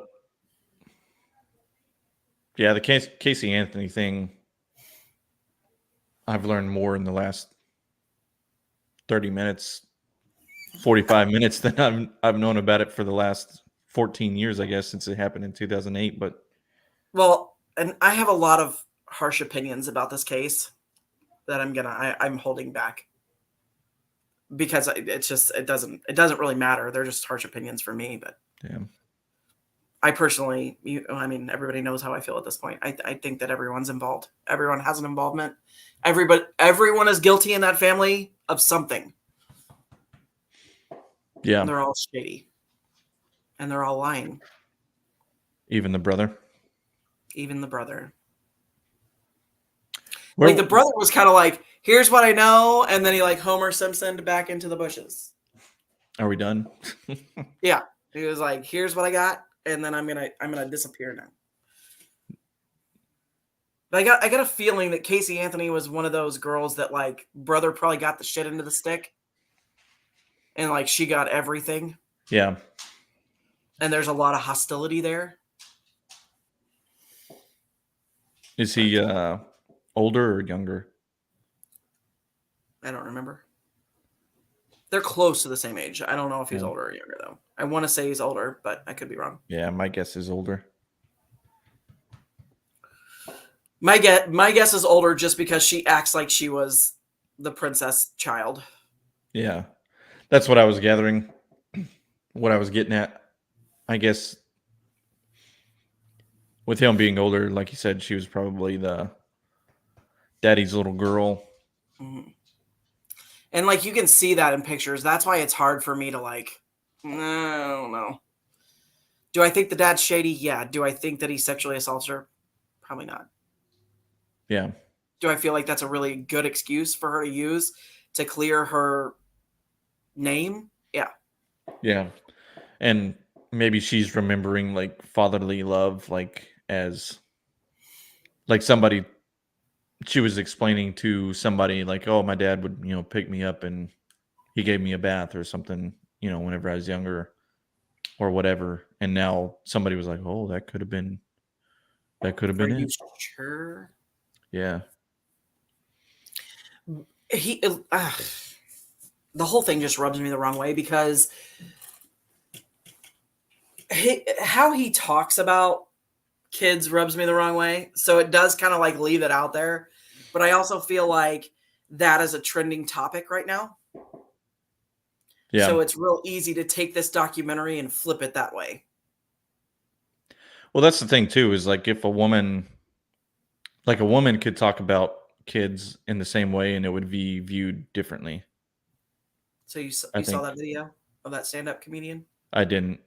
Oh. I don't know. I don't know which video you're talking about. I'll just send that to you. It's funny. It's just a stand-up comedian, and he's like, okay, men and women are totally different because a woman can walk up to someone's child and be like, oh my God, you're just so cute. I just want to wrap you up and take you home with me. And he was like, now make her a man and have him say the same thing. Like, yeah, exactly. That's what I'm saying. Like, doesn't go the same way. Yeah. Like I'm thinking about the stuff you said that he said at the funeral. If his wife had said that at the funeral, nobody would blink an eye about Exactly. Well, and I mean, wasn't it a little bit weird? It's a little bit weird, but but that's what I'm saying is, are we looking at it because we're biased towards like men saying that stuff? Yeah. Which the problem is historically men have been like the ones who are kitty fiddlers, right? So unfortunately, it's not like you're coming from a good place, but then again, like you can't automatically say that a guy is one just based off of him saying that. There's plenty of women that are kitty diddlers and have been caught. Like, gender plays no part in this, like, at all. Yeah. People need to stop with that shit. So, but this is what was surprising to me and almost kind of sealed the deal. It was like one of the last things I was watching before we came in here. So at the end of episode 3 is the only thing that's out right now. At the end of episode 3, they are showing her dad, because her dad, and this is a big thing too. Her dad was the only one that testified, period, during the grand jury trial against her. And he testified against her. And everyone's like, well, if he knows it was an accident, okay, so his thing is she killed her and it was an accident. If you know it's an accident, why are you testifying in front of a grand jury to give your daughter life in prison for an accident that you know was an accident? And like, I can see it both ways. Like, I see how people would go, ooh, that's a red flag. Like, he's definitely trying to cover up his part of it, which he could be. There's also that aspect of I have to think of how I would be if my oldest daughter had a granddaughter and who was living with me and I was super close with. Yeah. And loved spending time with and just worried about her constantly while my daughter was out fucking partying and living her life. Right. And then my daughter murders my granddaughter. Yeah, you can go to hell. Yeah, I would be furious. I would be fucking furious. Yeah, I seeing how my parents acted with like my nieces and nephews and like their grandchildren, like I can definitely see, and it's like consistent across all families. Like your parents are very strict with you, and then once the grandchildren come, like, yeah, you can have candy before bed. Well, and most kids will tell you, like I will tell you for a fact that my parents are not the same with my kids that they were with me. Like my parents, the love that my parents have for my kids is like 10 times what they had for me. It feels like, anyway, you know what I mean? Yeah. If my mom didn't get it for me, I would go to my grandma. Exactly. Yeah. And like that's how it was growing up, right? The parents were the ones that disciplined. The grandparents were the ones that did all the fun stuff. Yeah. And that's why you have that. That's why that bond is so between grandparent and grandchild. It's so strong because you don't have to be the bad guy anymore. You get to give them everything they want and send them home. Yep. So there's nothing but love there. They don't even get the opportunity to get on your nerves like kids get on their parents' nerves. Yeah. Well, they've So it also, changed the whole dynamic. yeah. I mean, they're with their parents mostly, like probably 85% of the time. So the 15% they spend with their grandparents, it's all just, happiness, like you said, Yeah, it's all fun and happiness and games. joy. And I mean, I think that dynamic changes a lot when you live with them, but it still yeah, doesn't change that much. Like I can tell you, being in the same house as my parents, I hardly see them, yeah, and I try to keep my kids from driving them nuts by forcing them to stay in their rooms. Everybody, go to your room. No, I'm just kidding. But it does change the dynamic. But this is what was really surprising to me, that I was getting at with that final episode, or with the third episode. I don't know if it's the final episode or not, but it's the only one out. Or it's the last one out. So at the end of that, she's watching her dad in one of the last TV interviews he did. It was like right after his car accident. And so she first she watches the funeral of her daughter. She didn't get to attend her daughter's funeral because she was in jail. She'd never watched it. So they show her watching her daughter's funeral. And there's like a tear here or there. There's a sniffle. But then her dad starts speaking at the funeral. And he starts talking about Kaylee and Casey and how, he wishes that they were both there and that they could, be a family again, and they could, all this other stuff. And she's sobbing. yeah, Now, I don't know about you, but if I were sexually assaulted by someone, I'm not going to give a shit. yeah. You'd be like, get this guy off the stage. Yeah. Take the microphone away. I would be mad that he was talking. If I thought that my dad murdered my daughter by sexually assaulting her and then covered it up, there's not a chance. He would not be speaking at that funeral. Yeah. You wouldn't be it, listening to a word he says. and I wouldn't want to. I would tell the people interviewing me, fuck no, I don't want to hear it. Yeah, turn this off. Yeah. So that's why I don't believe a word she says. And I'm not going to start believing her just because she says, you should believe me. I have trauma. Yeah, it sounds like she lies for convenience. Yep. About everything. And all of her friends say that. Every single friend that they interviewed that was considered a close friend of hers then says she lied about everything. She always lied about everything. Yeah, it's really weird, the people who are habitual liars and what they'll lie about.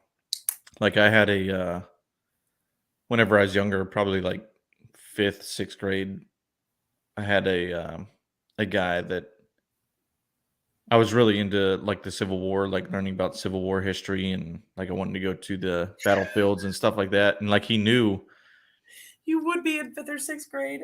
Yeah. He knew that like I was really into the Civil War, and he told me that your innocence is hilarious to me, guys. Yeah. Well, he told me that his grandpa had like this storage unit full of like Civil War artifacts.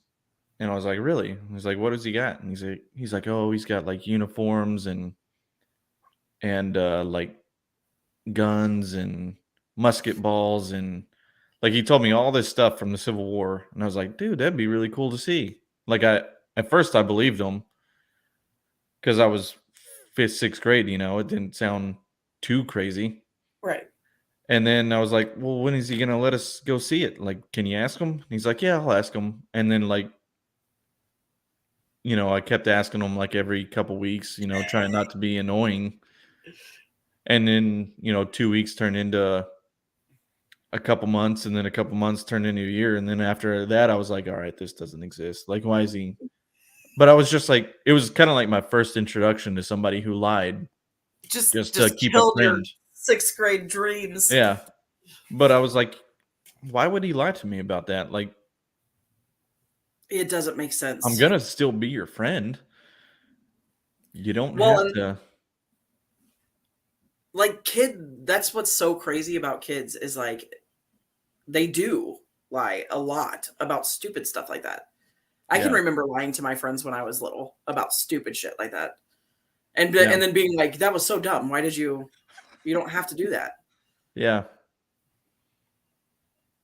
Like, I don't understand as kids why we feel like we have to be so accepted. Just be who you are. People will like you for that. And if they don't, then that's their problem. Yeah.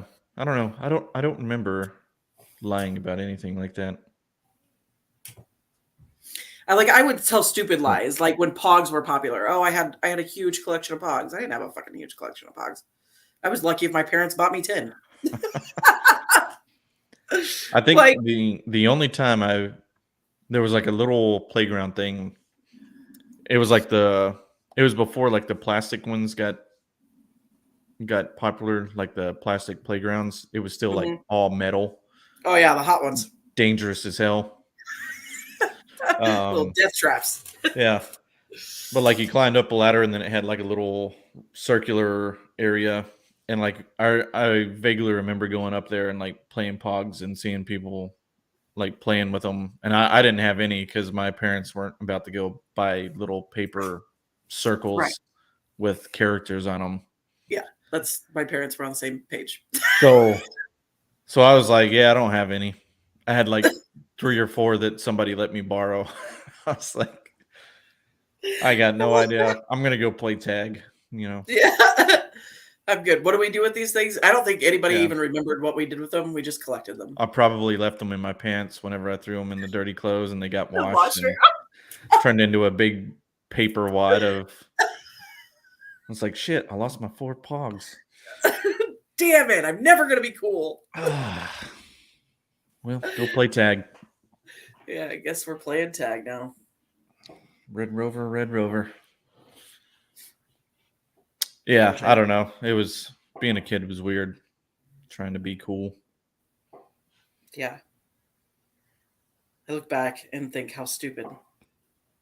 That's why everyone's like, I want to be a kid again. I'm like, nah, I don't. Yeah. I don't. I'm good. Yeah, I mean, at least I still want to act like a kid and just be an adult. Yeah.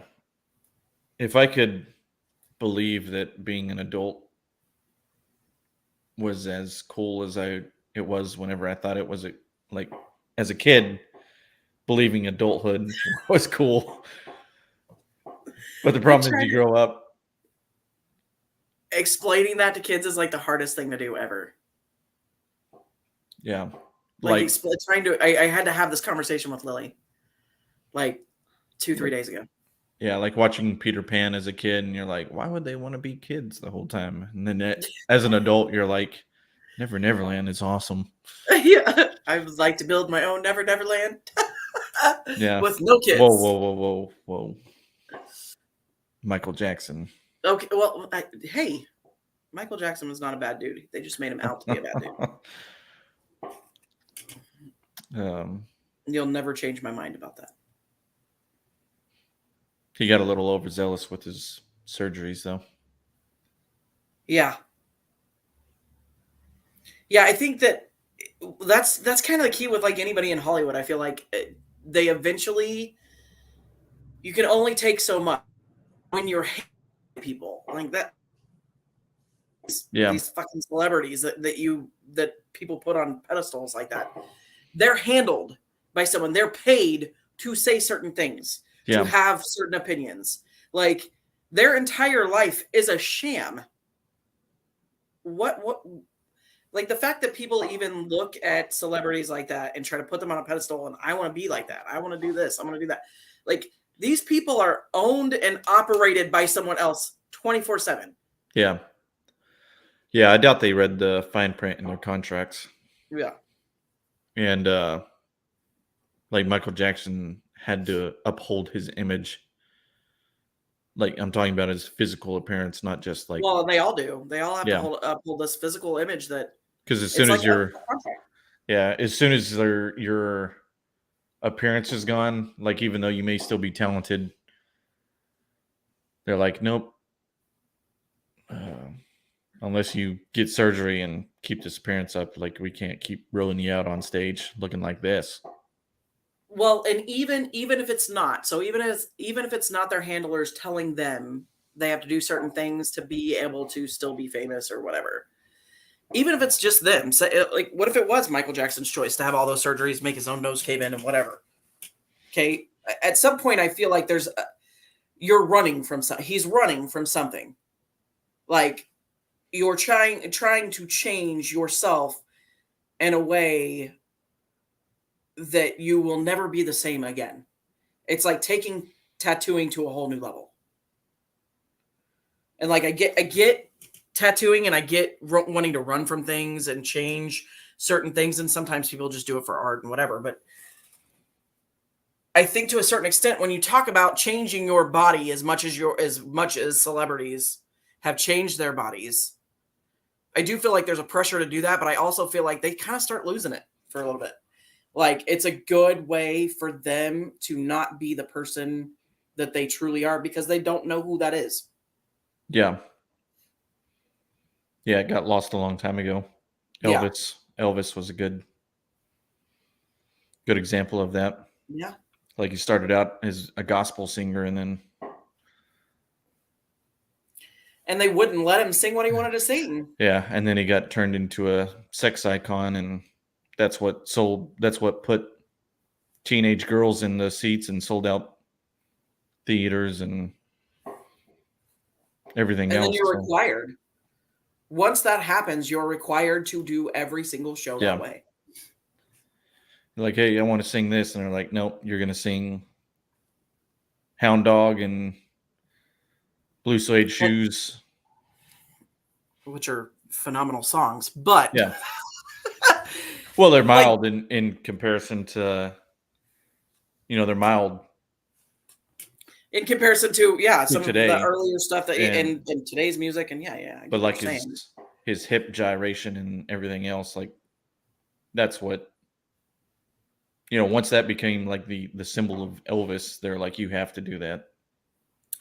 Well, you also have to keep in mind, they're not just telling these people how to act and how to live and how to do certain things and how to perform. Like, they're so brainwashed to an extent. These people have no clue what's going on in the real world. They're told how to think and act, and if you don't think that plays some kind of, or that takes some kind of toll out on a person, I mean, I don't ever question why people in Hollywood are losing their shit. Yeah. Because once they figure out what works, that's what happened with Elvis. They figured out what worked. So they forced him to do it all the time. And then you're forced into this image that you really don't want, you never really liked. And you lose who you are as a person. It's a form of slavery, honestly. Not that I feel bad for celebrities, but like kind of a little bit. Yeah. I mean, the savvy ones would look deeper into their contracts, but then again, they wouldn't get the contracts if they said no to them. So yeah, it's but it's again one of those things that I was saying at the very beginning of the show. Like, it's got to change the way that, like, the greed that people have, the way that we control people with money has got to change. And like, it's unfortunate that money is what gets people stuff and gets people status and gets people,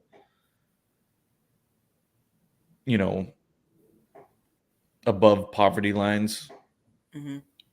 But it's a necessary, I wouldn't say it's a necessary evil. We got to have money to be able to purchase stuff, like, right. And I believe like capitalism is the way to go, but I feel like there should be people. I've always said that if I invented the next big thing, I would take like a $250,000 salary, and then the rest of it would be either invested back into, I wouldn't be above paying my janitors $100,000 a year,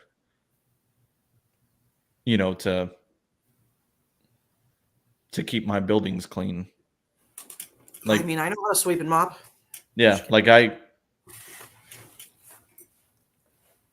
if I was actually worth Elon Musk money, I'd be like, yeah, let's pay the janitors $100,000. Right. And because to me, I feel like if you're doing that, the money is going to flow out into the work world and then it will come back in somehow. Right. The You more reap people what you money, sow, for the sure. more people have in their bank accounts, the more they're going to spend that. And it's probably going to come back to me some way. Yep.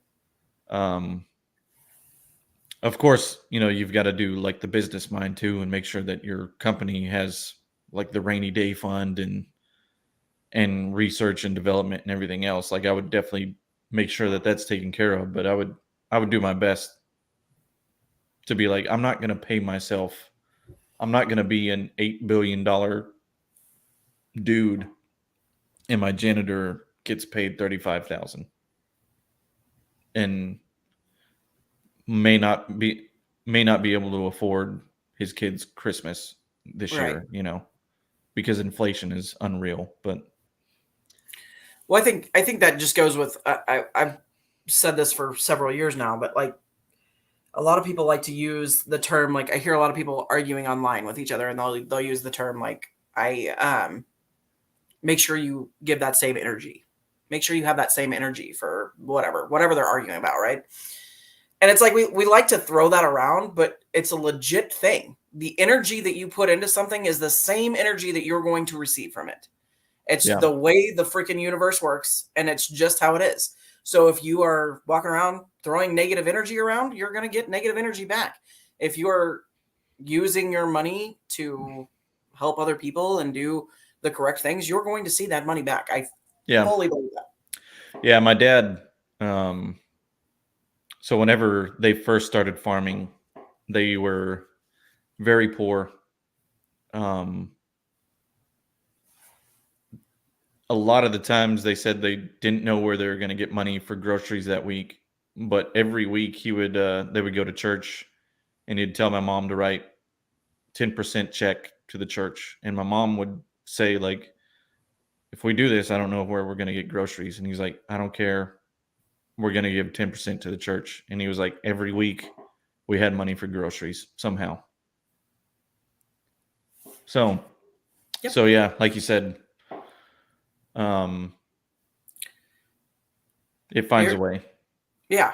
You're going to get back what you receive. I fully believe that. And I don't think that, and that aspect, I don't think that God makes us struggle in the sense of if you don't have, he's not going to give. You know what I mean? Like, I think that you are going to get what you need to survive. But also you have to be humbled in a way that that's all you need.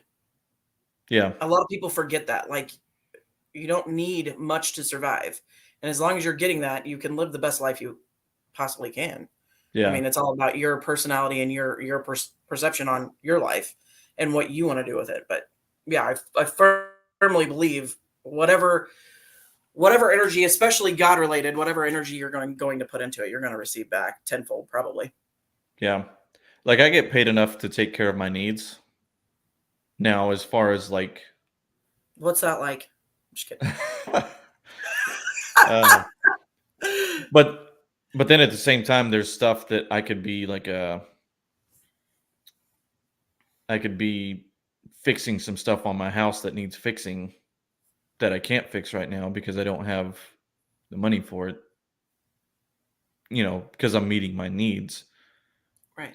And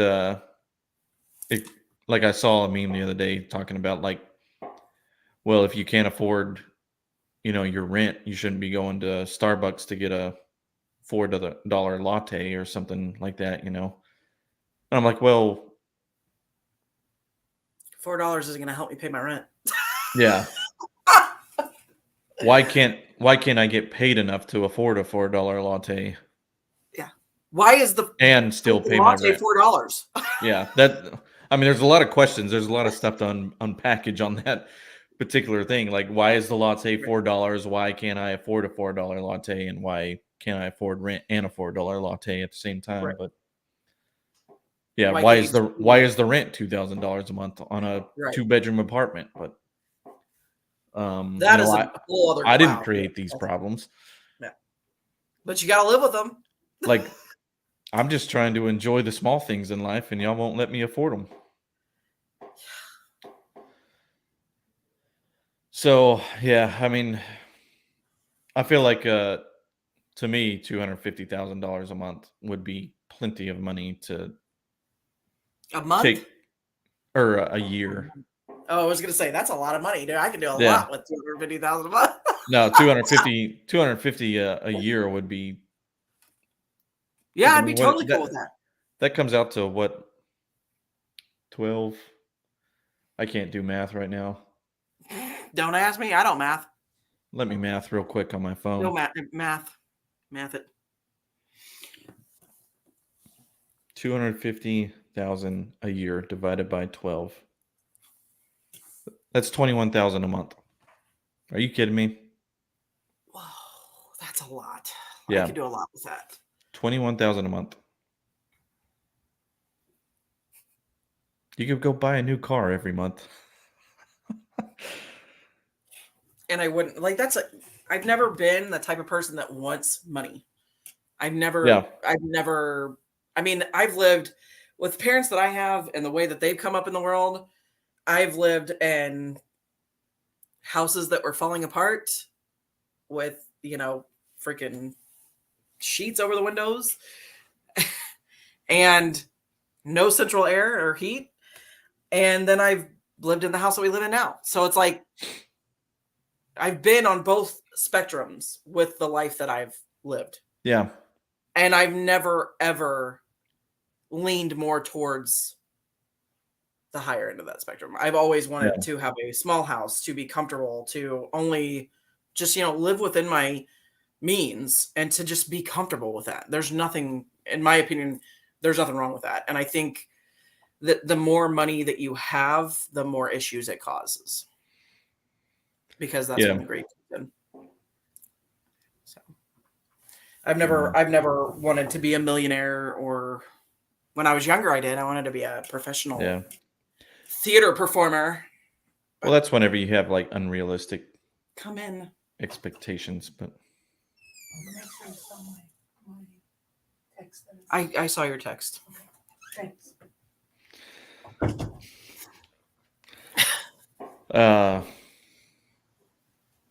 yeah.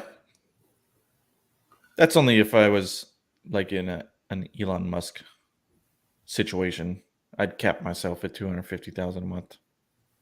And I don't know what he actually gets a month, but I would assume it's probably over 250,000. Yeah. Yeah, without a doubt. I mean, we're talking about a guy that wants to insert chips into people. Yeah. That's the only reason I can't get on board with Elon Musk. I'm sorry. I just Yeah, that part about him, I'm like, I don't think we should do that. Let's not do that. like I feel like I feel like Elon Musk is the perfect dude to be the Antichrist. That's where I'm at. Yeah. Like he has the perfect opportunity to be the Antichrist. I don't know. I don't feel like a lot of people will be actually lining up to get a chip in their head. It depends on how appealing they make it. You've seen how this shit works. That's true. Go get your vaccine. It's going to keep you safe forever. You never have to inject drugs again. You just put this chip in your head and we'll let it trigger your dopamine. Yeah. I mean, it's no different than solar panels. Get these solar panels. We'll start paying you to put them in just so we can control you later on in life. Yeah. Population control. Get a rebate whenever you put this chip in your head and we'll tell you what to think. Is it going to be like a cell phone situation? Ship me your old one. We'll give you money back. Yeah.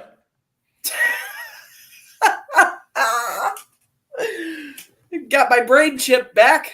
Got my brain chip money back. Jesus.